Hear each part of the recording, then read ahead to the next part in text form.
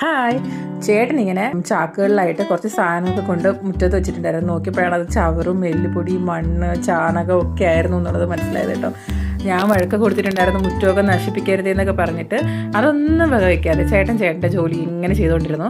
ഇതെല്ലാം കഴിഞ്ഞിട്ട് ലാസ്റ്റ് വിത്ത് പാകിയപ്പോഴാണ് അത് ചീര കൃഷിക്ക് വേണ്ടിയിട്ടാണെന്ന് മനസ്സിലായത്. ആളത് ലീവ് കഴിഞ്ഞിട്ട് ഇതൊക്കെ ചെയ്തു തന്നിട്ട് പോയിട്ടുണ്ടായിരുന്നു. 1 മാസം കഴിഞ്ഞിട്ടുള്ള കാഴ്ചയാണ് കേട്ടോ ഈ കാണുന്നത്. ഞങ്ങൾ രണ്ടുപേരും തന്നെയാണ്. എന്നെ സഹായിക്കാൻ ദേവക്കോട്ടെ എപ്പോഴും ഉണ്ടാവും കേട്ടോ. അവനുള്ള സമയങ്ങളിൽ സ്കൂളിൽ പോകുമ്പോൾ ഞാൻ ചിലപ്പോൾ ലേറ്റ് ആയിട്ടാണെങ്കിൽ സ്കൂളിൽ പോകുന്ന സമയത്ത് ഒറ്റയ്ക്ക് കയറും.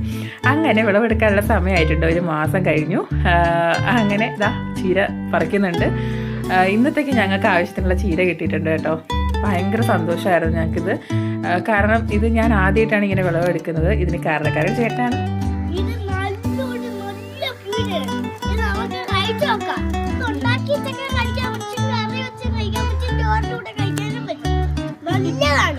അങ്ങനെ ദേവക്കുട്ടിന് ഹാപ്പിയാണ്. അപ്പോൾ ഞങ്ങൾക്ക് ഇന്നത്തേക്ക് ആവശ്യത്തിനായിട്ടുള്ള ചീര കിട്ടിയിട്ടുണ്ട്. അപ്പോൾ അടുത്ത വീഡിയോ കാണാം.